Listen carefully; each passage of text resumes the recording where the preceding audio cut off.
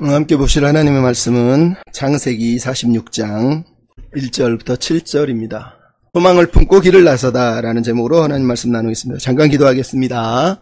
하나님, 이 시간의 말씀을 묵상합니다. 함께 하시고 야곱의 인생 가운데 함께 하신 주님, 우리와 동행하시고 우리가 그 하나님 의지에 살도록 축복해 주시옵소서. 의탁하며 예수님의 이름으로 기도하옵나이다. 아멘. 신앙이라는 것을 다른 말로 하면 신뢰하는 것이다. 저번에도 말씀을 드렸습니다.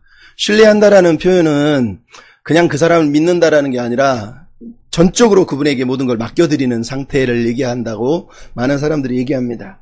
즉 우리가 우리 인생의 운전대를 내가 막 몰고 가면서 지켜주세요 하고 하는 게 아니라 인생의 운전대를 하나님께 맡겨드리는 거, 그게 신뢰가 아닌가 이런 생각을 합니다. 헨리 나우엔이 쓴 책 중에 춤추시는 하나님이라고 옛날에 제가 한번 들려드린 기억이 있는데, 저는 제목이 너무 좋습니다. 왜냐하면 춤추시는 하나님, 켄 가이어도 주님과 함께 춤을, 늑대와 함께 춤을이 아니라 그런 책을 썼는데, 그런 제목들을 읽을 때마다 신앙이, 옛날에는 그게 무슨 의미인지를 모르는데 이제는 그게 이해가 돼요. 아, 그분의 리듬에 맞춰서 그분의 리드에 따라서 내 몸을 움직이고 내 발을 움직이고 힘을 빼는 걸 얘기하는 거거든요. 내가 힘을 주면 춤이 다 망가지는 거잖아요. 힘을 뺀다라는 게 리드하는 자에게 맡겨드리는 걸 얘기하는 거거든요. 나이가 들수록 사실 그래야 되지 않나 이런 생각을 해요. 옛날에 김동호 목사님이 지금은 욕을 많이 먹고 있는, 이제는 목사가 바뀌었지만 3.1교회에 가서 강연을 하면서 그런 얘기를 했어요. 젊은 사람들은 십자가 그러면, 십자가 선교 그러면 목숨을 거는데 나이가 들면 사람들이 십자가 그러면 벌벌 떤다는 거예요. 자기의 가지고 있는 안정들이 포기하기가 싫으니까 두려워서 떤다라는 거죠. 근데 그 설교를 들으면서 한편으로는 그래야 했지만 또 한편으로는 궁금했습니다. 정말 이 시대의 젊은이들이 십자가 그러면 따라갈까? 예전에는 그랬죠. 우리 선배들은 십자가 선교 그러면 미친 듯이 달려들었지만 지금은 십자가 선교는 명분일 뿐이고, 명분이라는 표현이 좀 이상하죠.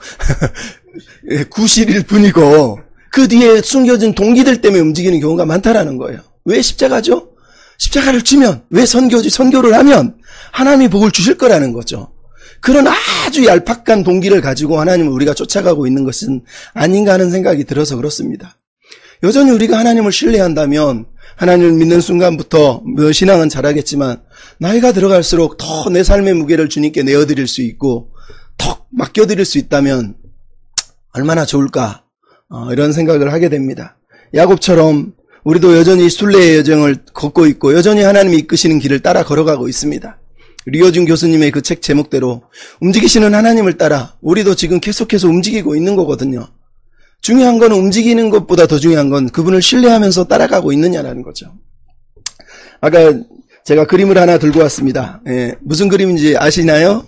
물론 작가는 알 겁니다. 렘브란트라고 하는 네덜란드 최고의 화가가 그린, 제목은 사이몬 눈 디미티스라고 하는 제목입니다. 즉 시몬의 노래라는 얘기예요.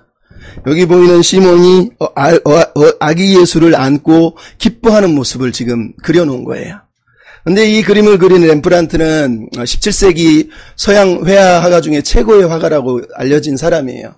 특히 자화상을 너무 잘 그려서 인물화, 자화상을 그리는 데는 독보적인 사람이었어요. 그 자화상 때문에 부와 명성과 모든 걸 다 가졌던 사람, 부잣집에서 태어나서 좋은 대학 나오고 좋은 화가의 길을 걸으면서 최고의 명예를 누렸던 그런 네덜란드의 화가입니다. 특히 그가 죽기 2년 전에 그렸던 탕자의 귀향이라고 하는 그 그림은 이 시대의 화가들이 절대 따라서 그릴 수 없는 최고의 그림이었다. 전 세계 그림 가운데서 그 누구도 돌아갈 수 없는 절정에 이른 그림이다라고 평을 받는 그런 그림이에요. 근데 그가 이 그림을 그리고 나서 2년 후에 죽기 전에 마지막으로 그린 그림이 바로 이 시몬의 노래입니다. 이걸 완성하지 못하고 미완성 유작으로 남기고 그가 죽었다라는 거예요. 근데 그가 그 마지막 작품을 그렸다라는 걸 생각해 보면 우리는 많은 생각을 할 수밖에 없어요. 왜 그는 마지막에 탕자의 귀향과 사이몬의 노래를 그렸을까? 아까도 말씀드렸지만 이 렘브란트라고 하는 사람이 젊어서 누렸던 명성과 인기와 부와 명예는 가히 상상을 초월할 정도였어요. 부잣집 딸과 결혼해서 너무너무 행복하게 살았죠. 근데 이 사람이 나이가 들어갈수록 늘 정형화된, 즉 네모 안에다가 사람의 얼굴을 그려주는 그 그림으로 명성을 얻었는데 너무 잘 그렸으니까. 그 누구도 따라할 수 없었으니까. 근데 그게 싫었던 거예요. 나는 계속 박스 안에다 그림을 그리는 게 싫다. 다른 그림을 그리고 싶다. 그래서 자화상 그림 그리기를 포기하고 그때부터 명암이 분명한, 흑과 백이 분명한, 밝음과 어둠이 분명한 그림을 그때부터 독창적으로 그리게 돼요. 근데 그 그림을 그리기 시작하면서 그 결단과 집중과 선택 때문에 사람들이 떠납니다. 손님들도 떠납니다. 부도 떠납니다. 명예도 사라집니다. 계속 나락으로 떨어지게 돼요. 아니나 다를까 첫 번째 부인은 또 사별을 하게 됩니다. 그리고 낳았던 아들이 또 얼마 있다 죽습니다. 두 번째 사람과 또 결혼을 합니다. 결혼을 했는데 결국은 또 서로 사이가 안 좋아서 또 얼마 있다 갈라지게 되죠.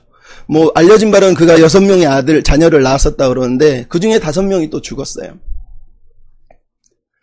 너무너무 인생이 고달파서 술로 탕자처럼 탕진하면서 나머지 인생을 살다가 그러다가 어느 날 그가 사실은 하나님 앞에 돌아오게 된 거예요. 어떻게 돌아왔는지는 우리가 렘브란트를 연구해보면 알겠지만 중요한 건 그가 하나님께 돌아온 이후로 하나님을 의지하면서 그리고 마지막 죽기 2년 전에 그린 게 탕자의 기향이고 그 다음 마지막 유작이 시몬의 노래였다라는 거예요. 시몬의 노래를 그가 왜 그렸을까요? 평생을 슬픔과 고통과 아픔 속에 살았던 그 사람이 내가 탕자였다라는 걸 깨닫고 탕자의 귀향을 그리고 그리고 주님 이제 내 생명을 받아주십시오. 주제여 평안히 내 생명을 놓아주시옵소서라고 시몬이 메시아를 보면서 기뻐했던 그 기쁨을 그 그림 속에서 표현하면서 그 마지막 그림을 그리고 그가 이 세상을 떠났다라는 거예요. 렘브란트는 평생의 슬픔과 고통의 인생을 살았지만 그 마지막 인생에서 주님만이 자기 인생의 소망이라는 걸, 주님 외에는 그 무엇도 자기 삶에 만족이 되지 못했다라는 걸, 부도 명예도 재물도 자녀도 가족들조차도 심지어 떠나고 버려지고 이뤄지는 삶 속에서 오직 하나님만은 붙드는 인생이 되었다라는 거예요. 그러면 이 렘브란트의 시몬의 노래를 가만히 생각해 보면 야곱의 모습이 그대로 어떤 면에서 떠오릅니다. 물론 똑같은 생을 산 건 아니지만 돌아보면 비슷하거든요. 야곱도 탕자처럼 살았고 야곱도 마지막 인생에 시몬의 노래를 부르는 렘브란트처럼 눅 디미티스라고 하는 고백을 하게 되거든요. 조카도다. 만족합니다. 저는 그래서 이 야곱의 인생을 보면서 그가 살아낸 삶의 이야기뿐만 아니라 오늘 46장에 드러나고 있는 이 이야기 속에서 야곱이 품었던 소망, 그리고 야곱을 통해서 하나님이 품었던 소망, 이 소망을 통해서 우리에게 말씀하시는 하나님의 음성, 우리는 어떤 소망을 가지고 이 땅을 살아가야 될까? 이런 고민을 잠깐 해보려고 합니다. 오늘 본문은 46장을 구조를 보면 1절부터 7절까지는 요셉을 만나기 위해서 이제 가나안을 떠나서 애굽을 향하는 야곱의 이야기가 등장합니다. 마지막 뒷부분에 보면은 28절부터 34절에 드디어 애굽에 도착해서 요셉을 만나는 야곱의 이야기가 등장합니다. 그리고 그 가운데 8절부터 27절은 사실 우리 생각으로는 없어도 되는 이야기, 즉 이스라엘 백성들이 애굽에 도착했는데 그들이 70명이었다고 하는 이야기가 가운데 딱 들어있습니다. 이걸 우리는 샌드위치 구조라고 그러거든요. 애굽으로 떠나서 애굽에서 만나는 이 야곱과 요셉의 만남 사이에 애굽에 도착한 70명의 이야기를 딱 집어넣고 있다라는 거예요. 왜? 이게 바로 창세기 저자가 우리에게 들려주고 싶은 거예요. 이 이야기는 단순하게 야곱과 요셉이 만났다라는 행복한 해피엔딩을 들려주기 위해서 기록하고 있는 게 아니라는 거예요. 오히려 이 이야기는 왜 이스라엘 백성들이 출애굽을 하여서 지금 광야로 걷고 있는 그들이 왜 애굽에 오게 됐었는지, 무엇 때문에 그들이 애굽에 왔었는지를 잊지 말라는 거예요. 이 땅은 너희의 땅이 아니었다는 거예요. 여전히 애굽 땅을 그리워하고 애굽을 돌아가고 싶고 애굽의 파와 양파를 고기를 사모하던 그들에게 거기가 너희의 고향이 아니었다라는 걸 이 본문을 통해서 다시 한번 들려주는 거예요. 하나님이 뜻이 있어서 이유가 있어서 애굽으로 너희들을 불렀던 거지 거기가 너희의 고향이었기 때문에 부른 게 아니라는 거예요. 따라서 이 본문을 읽으면서 그들은 출애굽의 정당성을 이제 깨닫게 되는 거예요. 왜 그들이 출애굽해야 되느냐? 이 땅이 너희들의 땅이 아닐 뿐만 아니라 하나님이 너희들을 이 땅에 심으신 이유는 바로 저 가나안 땅, 하나님의 나라를 세우기 위한 하나님의 백성을 세우기 위해서 너희들을 그 땅에 잠시 둔 것이라는 거예요. 그러므로 뒤돌아보지 말고 이제는 다시 가나안을 향해서 걸어가야 된다라는 거예요. 애굽에서의 생활, 애굽으로 갔던 그 이유들이 무엇인지를 깨닫게 하려고 따라서 오늘 본문을 읽으면서 가나안을 향하여 가는 이스라엘 백성들, 그리고 이 시대를 살아가는 우리가 이 이야기 속에서 하나님이 들려주고 있는 소망의 이야기, 왜 우리는 이 땅을 살고 있고 우리는 또 어떤 마음으로 이 땅을 살아내야 되는지, 거기가 가나안이든 애굽이든 중요한 건 우리가 하나님 앞에 어떤 마음으로 살아가야 되느냐는 거예요. 그 첫 번째 내용은 오늘 본문 1절에 그대로 등장하고 있습니다. 먼저 우리가 만나는 건 야곱의 소망입니다. 지금 야곱의 소망의 이야기가 1절에 등장하고 있어요. 인간적으로 야곱의 소망이 뭡니까? 요셉을 만나는 거예요. 요셉을 만나는 거예요. 45장 28절에 보면 이스라엘이 요셉이 살아있다는 얘기를 듣고 말하기를, 내가 요셉이 살아있다니 이젠 죽어도 여한이 없다. 그를 만나고 나는 죽을 거야. 나는 족하다. 그러면서 요셉을 만나는 게 얼마나 행복했는지를 들려주고 있습니다. 그리고 지금 1절은 바로 이스라엘이 식구들을 데리고 짐을 싸서 애굽을 향해 떠나고 있는 이야기가 등장하고 있죠. 그러니까 이 야곱의 마음속에 인간적인 소망, 내가 죽었다 살아난 아들, 죽은 줄로 알았던 그 아들을 만나는 게 너무 행복하구나 라고 지금 표현을 하고 있는 겁니다. 근데 놀라운 이야기가 반전이 등장하죠. 그가 그냥 떠나고 있는 것이 아니라 이스라엘이 아들들과 재산을 소유를 끌고 브엘세바에 가서 하나님께 희생제사를 드렸다는 이야기로 시작을 하고 있다는 거예요. 즉 야곱의 소망이 단순하게 아들을 지금 만나고 있는 게 기쁜 게 아니라 이 삶의 여정, 지금 애굽으로 떠나고 있는 이 삶의 여정을 하나님의 손에 맡겨드리고 있다는 거예요. 그가 하나님께 예배하고 있는 이유가 무엇이겠습니까? 어떤 사람들은 야곱이 여기서 하나님께 예배드린 이유가, 하나님 내가 애굽으로 가야 됩니까 말아야 됩니까, 가나안을 떠나야 됩니까 말아야 됩니까, 두려워서 겁이 나서 결정을 못해서 예배를 드렸다는 거예요. 근데 여러분 말이 안 되잖아요. 1절만 읽어보고 봐도 뭐라고 그래요? 거꾸로 얘기하죠. 야곱이 브엘세바에서 예배를 드린 후에 하나님의 음성을 듣고 모든 소유를 뜯고 이제 가나안을 떠나더라 이렇게 써야죠. 근데 지금 1절은 거꾸로 해요. 이스라엘이 모든 소유를 이끌고 거기서 떠나서 브엘세바에 이르러서 하나님께 희생제사를 드렸다는 거예요. 이 말은 야곱이 지금 하나님 앞에 응답을 받기 위해서, 확증을 받기 위해서, 하나님 나 이거 떠나야 됩니까 말아야 됩니까 라고 물어보기 위해서 예배를 드리고 있는 게 아니라는 거예요. 이 본문의 핵심은 야곱의 확증이 아니라 이 희생제사라고 하는 자바흐라고 하는 히브리어 단어에 있어요. 이 단어는 야곱만 쓰는 단어예요. 창세기에서 유일하게 야곱만 하나님께 드릴 때 쓰는 단어가 자바, 희생제사라는 단어예요. 근데 이 희생제사는 번제가 아니에요. 부분은 하나님께 드리고 나머지는 모두가 화목하게 나눈 친교, 화목제사하고 비슷한 거예요. 친교를 목적으로 드시는 제사라는 거예요. 그러므로 이 제사는 말 그대로 야곱이 애굽을 향하여서 나아가면서 하나님 앞에서 다시 한번 그 관계를 끈끈하게 확증하는 제사라는 거예요. 하나님 난 당신의 백성입니다. 하나님 난 당신의 인도를 따라 지금 이 길을 걷고 있는 겁니다. 하나님 나와 동행해 주시옵소서. 하나님이 요셉을 살려주셔서 감사합니다 하는 마음으로 드리는 자발적인 감사의 예배고 자발적인 친교적인 의미의 예배라는 거예요. 관계를 향한 예배였다라는 거예요. 뿐만 아니라 이 예배의 핵심은 이스라엘이라고 1절 2절에 야곱이 아니라 이스라엘이라고 언급하는 거예요. 나아가서 5절로 8절에 이스라엘의 아들들이라고 언급하는 이 단어들은 지금 이 이동 자체가 야곱 한 사람의 개인이 요셉을 만나기 위해서 걸어가고 있는 개인적인 욕망의 예배가, 소망의 예배 여정이 아니라 하나님의 꿈을 가진 백성들이, 하나님의 비전을 품은 민족들이 하나님의 나라를 형성할 공동체가 이제 공동체를 형성하게 움직이고 있는 이주 이야기라는 걸 우리에게 들려주고 있다는 거예요. 바로 여기가 중요한 겁니다. 뿐만 아니라 오늘 본문에서 1절에 뭐라고 그러죠? 야곱이 아버지 이삭이 하나님께 희생제사를 드렸다고 얘기하고 있습니다. 즉 야곱은 지금 철저하게 이 요셉을 만나라고 하는 이 여정을 하나님께 맡겨드리고 있는 겁니다. 야, 요셉이 살아있다 기쁘다 이러고 있는 것이 아니라 그걸 넘어서서 이 여정과 이 모든 삶, 요셉까지 살려준 이 모든 삶조차도 하나님의 뜻 앞에 지금 맡겨드리고 있다라는 거예요. 이삭의 하나님, 이삭을 만나주셨던 하나님, 이삭에게 언약을 맺었던 그 하나님 앞에 지금 예배하는 겁니다. 이 언약의 하나님을 붙들고 하나님 나와 함께 해주십시오라고 말하면서 브엘세바에서 예배를 드리고 있다는 거예요. 이 브엘세바가 어디입니까? 아브라함이 하나님 앞에 에셀나무를 심고 영원하신 하나님을 고백했던 그 자리예요. 이삭이 하나님을 만나서 하나님이 내가 너와 함께 해줄게 하면서 너를 통해서 큰 민족을 이룰게 라고 말씀하셨던 이 약속의 현장이 바로 이 브엘세바라는 거예요. 그가 지금 약속의 땅을 떠나고 있는 건 맞지만 그럼에도 그는 나는 약속을 포기하지 않았습니다. 나는 약속을 붙들고 있습니다라고 하나님 앞에 지금 그가 고백하고 있는 거예요. 감사의 예배고 두려움 속에 드리는 기도이기도 한 거예요.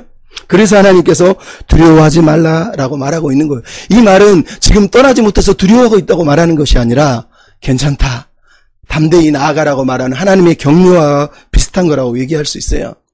결국은 이 1절을 통해서 우리가 느낀 건 야곱이 요셉을 통해서 일하시는 그 하나님의 이야기를 듣고 애굽으로 가는 그 길, 그 여정이 하나님의 뜻이라고 지금 확신하고 있는 거예요. 이해하고 있는 거예요. 이것조차 언약의 하나님께 맡겨드리고 지금 떠나고 있다라는 거예요. 이게 놀라운 은혜 아닙니까? 여러분, 나이가 들수록 아까도 얘기하지만 뭔가를 내려놓는다는 건 너무 힘든 거예요. 나이가 들수록 자기의 안정과 평안을 유지하고 있는 그 삶의 현장을 떠난다는 건 쉽지 않습니다. 근데 지금 130세의 노구를 이끌고 야곱이 9년이 일어나서 애굽을 향해서 걸어가고 있습니다. 놀랍지 않습니까? 젊어서는 소유와 안정과 인정욕에 목매여서 나의 안정과 나의 인정을 위해서 평생을 움켜쥐고 살던 사람이 이제는 내려놓고 있어요. 움켜진 걸 펴고 있는 거예요. 하나님이 부르심 앞에서 약속하신 그분이 가자라고 말씀하시는 그 음성을 요셉의 삶을 통해서 그걸 하나님의 음성으로 받아들이고 있는 거예요. 그리고 그 하나님과의 관계를 끝까지 붙들면서 나 하나님 신뢰합니다. 사모합니다. 이 길에 동행해 주시고 인도해 주시옵소서라고 말하면서 춤추시는 하나님의 손을 붙들고 지금 야곱이 길을 떠나고 있는 거라는 거예요. 그 소망은 단순하게 요셉을 향한 소망이 아니라 하나님의 언약을 품은 소망을 지금 가지고 이 길을 떠나고 있다라는 거죠. 감사한 겁니다. 그래서 야곱은 늙은 사람이 아니라 오히려 더 젊은 사람이에요. 나이는 늙었지만 당당하게 십자가를 지는 사람하고 비슷하다고 얘기할 수 있어요. 우리나라에서 전쟁을 6.25를 어떤 면에서 승리하는 데 일조했던 메가더 장군이 그런 얘기를 한 적이 있어요. 모든 사람의 마음 한가운데는 녹음실이 있다. 그것은 아름다움과 희망과 용기의 메시지를 받아들이는 한 그 녹음실을 통해서 그 아름다움, 희망, 용기를 받아들이는 한 당신은 젊은 사람이다. 하지만 그것이 망가지고 연결 회로가 망가져서 차가운 염세주의와 냉소주의에 빠져있는 당신은 이미 늙은 사람이다. 이런 표현을 한 적이 있어요. 여러분, 하나님을 믿는다는 건 나이와 상관이 없는 거예요. 하나님의 음성과 그 부르심을 따라서 그분이 부르실 때마다 춤추시는 하나님을 따라서 내가 걸어갈 수 있다면, 맡겨드릴 수 있다면 우리는 젊은 사람이라는 거예요. 지금 야곱의 모습에 그런 젊은이의 모습이 보이지 않습니까? 우리 시대의 젊은이들이 진짜 십자가를 질 수 있었으면 좋겠어요.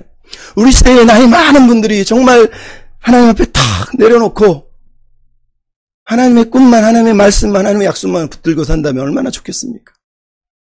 그런 걸 소망해 봅니다. 나가서 이런 야곱의 소망에 반응하시는 하나님의 소망이 이제 2절부터 7절에 등장하고 있습니다. 2절부터 7절 내용을 간단하게 요약하면 그래, 내가 너와 함께 해줄게. 내가 너를 지켜줄게. 이런 겁니다. 그걸 좀 더 확대해서 해석하면 뭐라고요? 내가 너를 통해서 맹세한 언약을 나는 꼭 이룰 거야 라는 뜻이 지금 오늘 본문 속에 등장하고 있어요. 그죠? 오늘 본문 속에 제일 먼저 등장한 단어가 나는 내 아버지의 하나님이라는 거예요. 근데 이 표현이 재밌는 게 26장 24절과 46장 3절이 똑같은 패턴을 가지고 있다는 거예요. 하나님이 이삭에게 나타나서 뭐라 해요? 그 밤에 여호와께서 나타나서 나는 네 아버지 하나님이 두려워 말라 너를 통해 큰 민족을 네 잔손을 번성하게 하리라 그랬어요. 오늘 본문은 똑같이 하나님의 말씀. 나는 네 아버지 하나님이다. 두려워 말라 내가 너를 큰 민족을 이루리라. 중간에 딱 하나만 들리죠. 애굽으로 내려가기를. 즉 이 말씀 속에서 얼마나 하나님께서 지금 야곱의 떠남 자체가 아니라 이 언약에 하나님이 성실하신지, 여전히 하나님은 당신의 언약을 포기하지 않으면서 야곱을 보내고 있는지를 우리에게 보게 하고 있는 거예요. 너를 통해 큰 민족을 이루겠다. 즉 하나님의 비전, 하나님의 약속이 여전히 포기하지 않으셨고 실패하지 않으셨고 진행 중이라는 거예요. 네가 애굽으로 간다고 그래서 내가 실패한 게 아니라는 거예요. 하나님은 여전히 이 일을 하고 계시다라는 거죠. 더 놀라운 게 그래서 뭐죠? 내가 너와 함께 애굽으로 내려가겠구라는 거예요. 참 놀랍지 않습니까? 하나님이 함께 하겠다라는 거예요. 그러면 아브라함도 이삭도 야곱도 항상 듣고 싶었던 약속의 말씀, 하나님이 들려주신 말씀 언제나 똑같잖아요. 함께 해줄게. 함께 해줄게. 어디를 가든지 이 약속의 말씀 없이는 사실은 우리가 움직이기가 힘들잖아요. 근데 오늘 본문에 하나님이 내가 애굽으로 가는 그곳까지 함께 해줄게라는 거예요. 근데 여러분 이 말씀이 중요한 이유가 뭡니까? 애굽으로 가는 것은 이미 하나님이 정하신 계획이라는 거예요.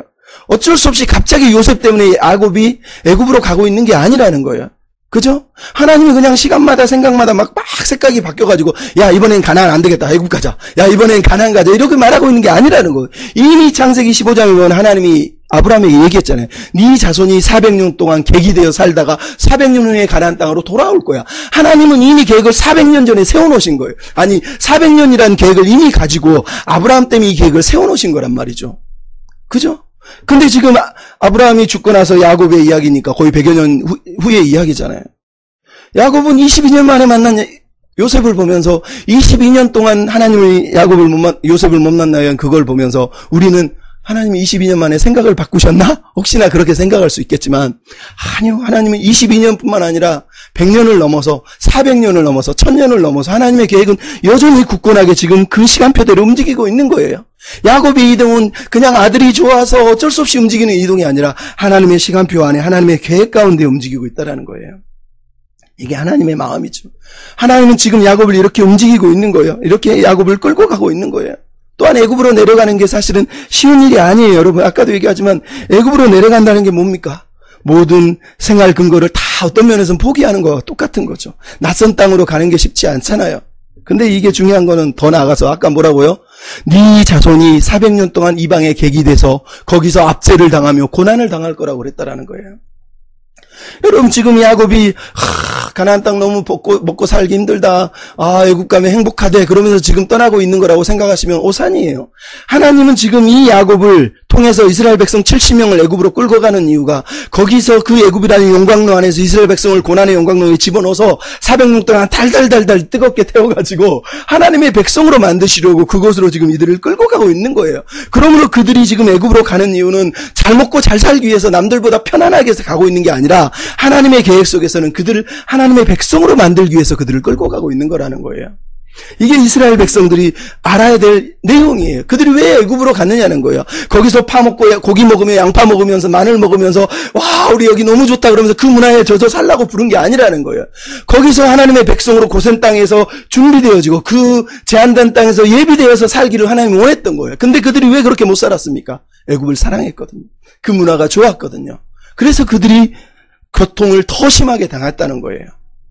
그럼에도 불구하고 하나님은 그것조차 사용하셨지만 나아가서 결국은 하나님이 동행해 주신대잖아요. 이것처럼 감사한 게 어디 있습니까? 하나님이 계속해서 동행한다는 얘기는 나는 여전히 함께하고 있다. 여전히 변하고 있지 않다. 나의 계획도 나의 생각도 나의 사랑도 변한 게 하나도 없다. 끝까지 너와 함께해 줄게라고 하나님이 지금 말씀하고 있는 거 아니겠습니까? 그게 감사한 거죠. 그래서 오늘 보면서 등장하는 단어 중에 놀라운 단어가 반드시 너를 돌아오게 하리라. 창세기 28장에 하나님이 야곱을 만났을 때 했던 얘기가 똑같은 얘기 아니에요? 내가 너를 통해서 너와 함께해서 너에게 약속한 거 허락한 걸 다 이루기까지 너를 떠나지 않고 너를 결국은 돌아오게 하리라 하셨던 그 하나님이 지금 야곱에게 또다시 동일한 얘기를 사실은 하고 있는 거예요. 내가 너를 분명코 이 땅으로 다시 돌아오게 할 거라는 거예요. 이 말이 무슨 얘기겠습니까? 야곱에게 너는 나를 신뢰하고 떠나라. 분명히 내가 다시 돌아오게 할 거다. 너는 그 대신 기도해라. 주님의 뜻을 이루어 주십시오. 이 삶을 통해서 이 여정을 통해서 주님 당신의 뜻을 이루어 주십시오라고 기도하라고 사실은 말하고 있는 거와 똑같은 거죠. 그 마지막 단어가 뭡니까? 요셉이 네 눈을 감길 거라는 거예요. 그럼 감사하지 않습니까? 이 단어가 단순히 야 넌 죽으면 요셉이 너를 가나안 땅에 장사지니 줄 거야 라고 지금 그렇게만 말하고 있는 게 사실은 아니란 말이에요. 물론 야곱이 생각해 보십시오. 평생 가나안 땅을 약속의 땅으로 믿었는데 애굽에서 죽고 나중에 요셉이 가나안 땅에다가 장사를 지내지만 하나님의 말씀의 핵심이 뭐겠습니까? 요셉을 보라는 거예요. 요셉의 그 22년 그 헤어진 시간 동안의 고난 동안에도 그 말도 안 되는 시간 상황 속에서도 하나님이 요셉을 붙드시고 당신의 계획을 이끌어 주셨다면 네가 요셉에게 가는 것조차도 하나님의 계획 속에 있다는 거예요. 네가 애굽으로 나아가 사는 것조차도 하나님의 계획 안에 있다. 내 계획 속에 있다. 내 계획은 실패하지 않는다. 그러니까 믿고 신뢰하며 온전히 의지하면서 이 길을 떠나라라고 사실은 말씀하고 있는 거거든요. 이런 하나님의 응원, 하나님의 격려가 얼마나 야곱을 힘들게 하는 게 아니라 힘을 주고 용기를 주고 있습니까? 하나님의 소망이 지금 드러나고 있는 겁니다. 하나는 야곱을 용기를 주는 거예요. 하지만 더 나아가서 오늘 본문이 가장 중요한 게 바로 8절부터 27절이에요. 하나님이 왜 이렇게 야곱을 소망을 주고 요셉과의 만남을 격려하시겠습니까? 바로 8절부터 27절에 나와 있는 하나님의 백성, 이스라엘 백성 70명이 애굽에 도착한 이야기라는 거예요. 6절에도 26절에도 계속 강복하는 게 뭐예요? 애굽으로 내려간 이스라엘 백성들, 야곱과 함께 애굽으로 간 이스라엘 백성들, 야곱의 집사람이 애굽에 이른 자가 모두 70명이었다라고 얘기하잖아요. 여러분 애굽에 도착한 이 사람이 70명입니다. 왜 이 단어가 중요한지는 설명을 안 해도 알지만 신학을 공부한 사람들은 다 알지만 창세기 10장을 보십시오. 뭐가 나옵니까? 하나님이 이 땅을 창조하시고 노아의 자녀를 통해서 온 세상의 인구를 70민족으로 삼으시는 걸 보게 돼요. 70은 대표 숫자예요. 대표 숫자. 근데 그들이 타락하고 무너지니까 하나님께서 아브라함을 통해서 다시 한번 하나님의 백성, 하나님의 나라를 세우고 하나님은 아브라함에게 약속해서 큰 나라를 세울 것이라고 얘기했다는 거예요. 이 70명은 말 그대로 하나님의 비전을 품은 온 민족을 섬기고 온 민족을 변화시킬 하나님의 나라의 백성의 대표자들이에요. 그래서 굳이 70명이라고 말하고 있는 거예요. 이 70명이라고 하는 단어는 상징적인 숫자라는 걸 알 수 있어요. 왜? 숫자를 더하면 물론 70명이 맞지만 72력은 75명이라고 얘기해요. 왜? 요셉의 아들이 9명이라고 말하기 때문에 그러거든요. 근데 중요한 건 숫자가 중요한 게 아니라, 그 몇 명이 갔느냐가 중요한 게, 이 70이라는 단어가 사실은 그래서 중요하다라는 거예요. 하나님이 왜 야곱을 애굽으로 보내면서 격려하고 응원하고 있습니까? 단순하게 네 아들 만나는 게 좋아서 그러고 있는 게 아니라는 거예요. 너는 여전히 내 꿈을 가진, 내 꿈의 비전에 참여하고 있는 하나님의 백성이라는 거예요. 너를 통해서 나는 온 세상을 변화시키고 온 세상을 당신이 통치하고 다스리는 나라로 세우겠다라고 하는 하나님의 비전, 그 비전을 위해서 너를 애굽으로 보내고 있다라는 거예요. 너희들 70명은 내 나라, 하나님의 나라의 백성으로서, 모판으로서 애굽에서 준비될 것이라고 하나님이 지금 말씀하고 있는 거하고 똑같은 거라는 거죠.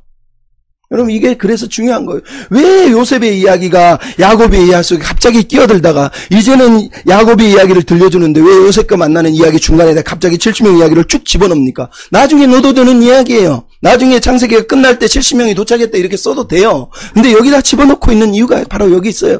야곱과 요셉의 만남은 단순히 가족과 가족의 만남이 아니라는 거예요. 거기에는 하나님의 꿈과 하나님의 소망과 하나님의 비전이 만나고 있다라는 거예요. 요셉의 이야기는 그래서 출세의 이야기가 아니라 하나님의 나라의 비전에 동참하라고 부름받은 요셉과 그 비전에 다시 동참하라고 부름받은 야곱이 함께 하나님의 나라를 위해서 지금 세워가고 있는 그 하나님의 비전의 이야기, 하나님이 꿈꾸시는 나라의 비전 이야기를 이 본문 속에서 그래서 들려주고 있는 거예요. 여러분, 이 부르심은 우리를 향한 부르심이에요. 우리는 70명이라는 거. 우리는 온 세상을 섬길, 온 세상을 하나님께 올려드릴 하나님의 백성의 대표자들이라는 거예요. 그 70인이 되어서 애굽으로 가고 있고 그 70인이 되어서 가나안으로 돌아오고 있다라는 거예요. 이걸 잊지 말라는 거예요. 우리가 하나님의 백성이 되는 건 야곱이든 요셉이든 상관이 없어요. 중요한 건 어디를 가든지 그분의 뜻에 순종하면서 매일의 삶으로 하나님 앞에 섬기는 거예요. 요셉이 되어야만 우리가 하나님을 섬기고 있는 게 아니라는 거예요. 요셉이든 야곱이든 하나님의 나라를 위해서 부름받은 사람이라는 걸 잊지 말라는 거예요. 이게 하나님의 소망이라는 거예요. 하나님은 여전히 당신의 나라를 향한 비전을 포기한 적이 없다라는 거예요.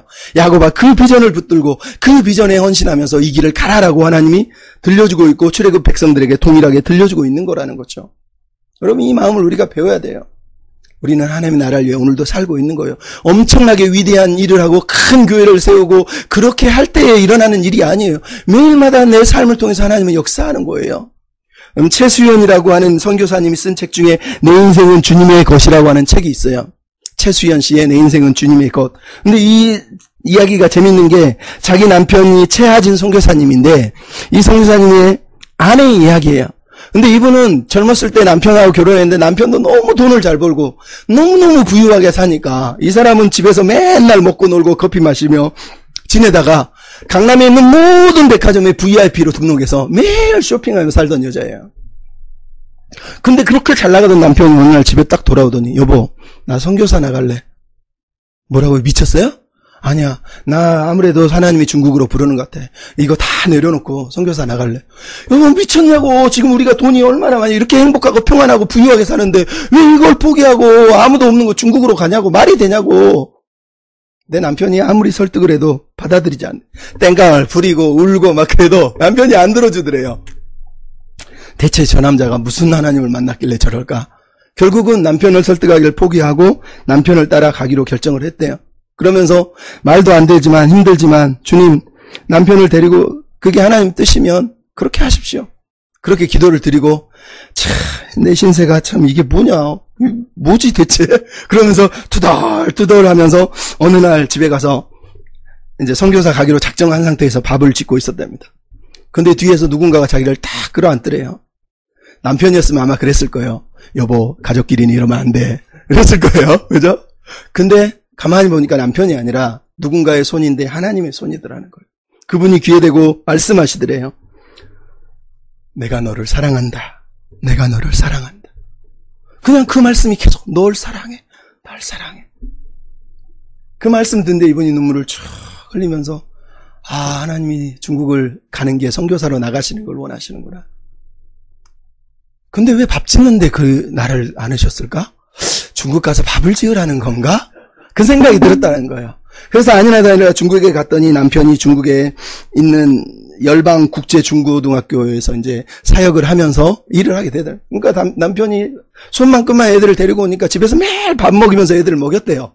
밥만 짓는 거예요. 밥만 짓다 보니까 중국의 이 아이들이 변화되고 어느새 영적인 리더로 변화되는 걸 보면서 밥 짓는 것도 하나님의 영광이구나 그러면서 감사하면서 책을 썼어요. 그 책의 내용이 내 인생은 주님의 것이라는 거예요. 그 부유하고 화려했던 삶을 내려놓고 밥을 짓고 있는데도 하나님이 자기 인생 가운데 사람을 변화시키고 일하는 걸 보면서 하나님 감사합니다. 너를 그래도 사랑해 그 말씀을 들으면서 밥을 짓고 있는 이 여인, 이 선교사님의 이야기를 우리가 지금 듣고 있는 거예요. 하나님의 나라는 크고 위대한 것이 아니라 사소한 것, 작은 일에 충성하는 그 사람들을 통해서도 여전히 일하신다는 걸 믿으면서 우리가 이 삶을 감당해야 되지 않겠습니까? 마지막으로 우리가 바라보고 있는 게 바로 그런 거예요. 야곱의 소망과 하나님의 소망이 딱 만나니까 오늘 보면 28절부터 30절에 야곱의 고백이 나오죠. 만족하다. 나는 족하다. 여러분 이 야곱과 요셉의 만남 속에서 특이한 점이 하나 있죠. 하나는 유다를 먼저 보냈다는 거예요. 둘 사이를 갈라놓았던 장본인인 유다가 이제는 둘 사이를 재결합시키는데 일조하면서 앞서가서 준비하고 있습니다. 이것도 은혜지만 더 놀라운 게 28절로 30절에 등장하고 있어요. 그게 뭐냐? 창세기 저자가 아주 특별한 단어를 쓰고 있다라는 거예요. 46장 29절에는 무슨 단어가 나오고 있냐면 요셉이 아버지를 맞으며 그에게 보이고 목을 어긋맞고 얼마 동안 울매라고 나옵니다. 근데 여기서 그에게 보이며라는 단어, 이게 특이한 단어예요. 왜? 보통 사람이 누군가를 사람을 만날 때는 누구를 보이며 이런 단어를 잘 안 씁니다. 그리고 히브리어에서 이 그에게 보이고 나타나다라고 하는 이 라라고 하는 히브리 단어는 항상 창세기에서는 하나님이 사람을 만날 때 쓰는 단어라는 거예요. 사람이 사람에게 나타날 때 쓰는 단어가 아니에요. 한 번도 쓰이지 않아요. 근데 유독 요셉이 야곱을 만나는데 이 단어를 쓰고 있다라는 거예요. 또 하나는 30절에 나오죠. 뭐라고 그러죠? 야곱이 요셉에게 하는 말이에요. 내가 너를 보았으니 해도 되는데 굳이 뭐라고 쓰냐면 내가 네 얼굴을 보았으니라는 거예요. 여러분 이 단어들이 어디에 등장하는지 아시죠? 야곱이 에서를 만났을 때 했던 고백이에요. 내가 형님의 얼굴을 보니 하나님의 얼굴을 보는 것 같습니다. 창세기 저자는 지금 아주 의도적인 단어를 쓰고 있는 거예요. 이 두 단어. 요셉이 야곱에게 나타나 보이고 나아가서 야곱이 요셉을 보고 내가 네 얼굴을 보니 너무 행복하다, 나는 족하다 이러고 있는 거예요. 이 말은 말 그대로 야곱과 요셉의 만남이 단순하게 가족의 만남이 아니라 하나님을 만나는 것 같은 감격이라는 거예요. 와, 요셉 너를 보니 내가 하나님을 보는 것 같다. 하나님의 얼굴을 보고 있는 것 같다. 내가 하나님 그 마음을 알 것 같다라고 하는 야곱의 신앙 고백하고 똑같은 고백이라고 지금 저자가 의도적으로 우리에게 들려주고 있다라는 거예요. 그래서 야곱이 뭐라고 그랬다고요? 눅 디미티스, 조카도다. 창세기 45장 28절에서 이스라엘이 조카도다 했는데 이제 창세기 46장 30절에 다시 한번 이스라엘이 지금 죽고도 나는 조카도다 이렇게 고백을 하고 있어요. 여러분 이 고백이 무슨 고백인 것 같습니까? 말 그대로 야곱이 하나님 앞에 드리고 있는 감사의 고백인 거예요. 하나님이 요셉을 만나게 해주신 거 그것 자체만이 아니라 요셉을 만났는데 하나님의 얼굴을 배웠다라는 게 무슨 얘기예요? 하나님이 요셉과 내 인생 이 삶을 통해서 은혜로 역사하셨구나. 하나님이 여전히 우리 삶을 포기하지 않으셨구나. 하나님이 나를 애굽으로 보낸 게 실수한 게 아니구나. 하나님은 실수하시는 분이 아니구나. 여전히 하나님은 당신의 비전과 계획을 따라서 나를 여기로 인도하고 계신 거구나. 하나님 감사합니다. 하나님 고맙습니다라고 말하면서 자기의 삶은 하나님 앞에 턱 내려놓고 있는 거하고 똑같다라는 거예요. 마치 렘브란트가 평생을 씨름하고 살다가 마지막 인생을 하나님 앞에 손을 딱 벌려 내려놓는 것처럼 눅 디미티스, 주제여 나를 이제 평안히 놓아주시는군요. 하나님 내가 이제 하나님 앞에 모든 걸 다 맡기게 해주시니 너무 고맙습니다 라고 말하면서 하나님으로 만족하고 있는 거예요. 말 그대로 시편에 나오는 시편 기자의 고백이 뭡니까? 주여 나의 소망은 오직 주께 있나이다 라고 말하는 고백하고 똑같은 거라는 거예요. 야곱은 지금 하나님의 소망과 자기의 소망이 만나면서 하나님 외에는 나의 소망이 없다라는 것을 사실은 요셉을 만나면서 믿음으로 고백하고 있다라고 사실 저는 그렇게 해석하고 싶습니다. 그럼 미국에 어떤 사람이 미국 가면은 우리나라도 마찬가지지만 쓰레기를 많이 버리잖아요. 근데 미국인들은 쓰레기를 버릴 때 가끔 보면 너무너무 좋은 것들을 집 앞에다 내려놓은 경우가 많대요. 근데 어떤 사람이 어느 날 우연히 자기 마을을 가는데 어떤 할아버지가 나이가 너무 많이 늘었는데 자기 집에 있는 고물을 다 내려놓고 팔도 있더라는 거야. 버리는 게 아니라 팔거든요. 값진 거니까. 근데 보니까 상자가 너무 예쁜데 그 상자를 열어보니까 상자 안에 그 사람이 평생 살았던 훈장, 상장, 트로피 뭐 이런 게 막 들어있더라는 거예요. 그래서 그 사람한테 할아버지, 와 이거 대단한데요. 이거 평생 할아버지가 이거 트로피 명예 이거 다 가드신 거네요? 우와, 이거 얼마에 파셔요? 그랬더니 10달러야 이러더라는 거예요. 10달러야. 그분이 그 얘기를 듣고 충격을 받았대요. 평생 트로피 하나 얻으려고, 훈장 하나 받으려고, 상 하나 받으려고 그렇게 뛰어다닌 그 할아버지의 평생의 삶이 고작 10달러라는 거예요. 고작 10달러라는 거예요. 물론 10달러겠습니까마는 영적인 거잖아요. 그게 10달러라면 거기에 무슨 목숨을 걸고 살았냐는 거예요. 미국의 제임스 dobson이라고 하는 목사님이 계시는데 그분이 젊었을 때 테니스 선수였대요. 엄청나게 테니스를 잘 쳐서 학교에다 자기 이름이 걸린 트로피를 진열하는 게 너무 행복했대요. 근데 어느 날 목회 사역을 하고 있는데 어떤 학교에서 직원이 전화가 왔대요. 르르릉 전화를 받더니 뭐라고 하냐면 목사님 맞으시죠? 제임스 dobson 맞으시죠? 그래. 맞다 그랬더니 학교에서 학교 건물을 청소하느라고 그동안 학교에 쌓여있는 트로피를 다 쓰레기통에 버렸는데 보니까 목사님 이름을 제가 주워왔습니다. 이거 보내드리려고요. 그러더라는 거예요. 그 얘기를 딱 듣자마자 이 목사님이 그렇구나. 내가 평생을 인기와 명예를 위해 살았지만 젊었을 때 그게 한순간에 이렇게 버려질 수 있다니 내가 무엇을 붙들고 살아야 될까? 트로피가 아니라 하나님인데 그런 마음이 들었다라는 거예요. 그럼 야곱의 이야기가 그런 거 아니겠어요? 마지막으로 한 가지만 더 들려주면 이런 웩이라고 하는 영국 선교단체가 있습니다. 그 설립자는 C.T. 스터드라고 합니다. 캠브리지 지린이라고 불리기도 하고 옥스퍼드 출신으로 최고의 명문가의 가장 부유한 삶을 살았던 사람. 하나님을 만나고 나서 중국으로 아프리카로 노년에 선교를 하면서 자기 인생을 선교사로 평생을 살아낸 그 사람. 아버지가 물려준 모든 유산을 다 선교에 헌신한 사람이에요. 근데 그 사람이 마지막에 임종 전에 이런 말을 했답니다. 뭐라고 그런지 아세요?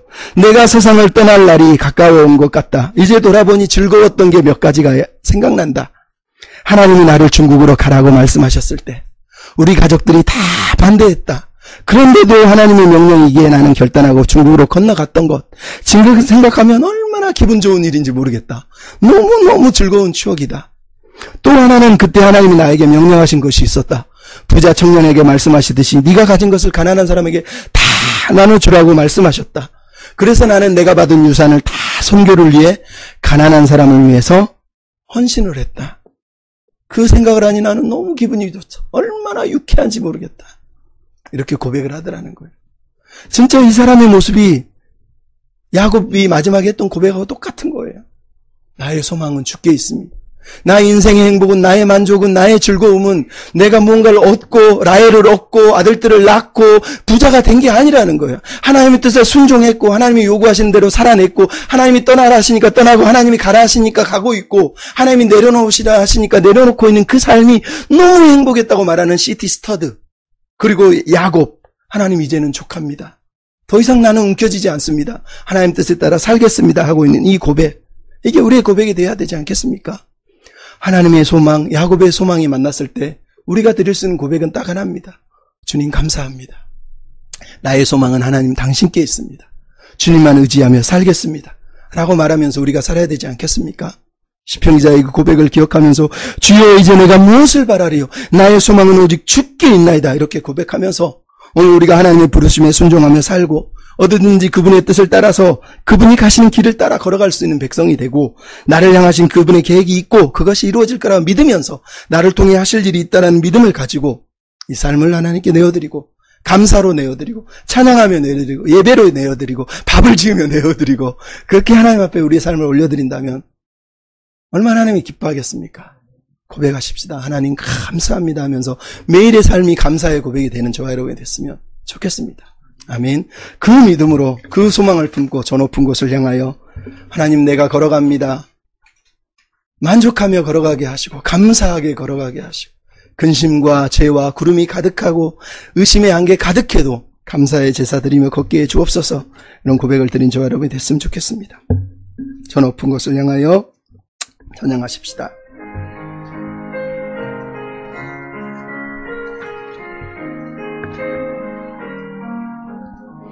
저 높은 곳을 향하여 날마다 나아갑니다. 내 뜻과 정성 모아서 날마다 기도합니다.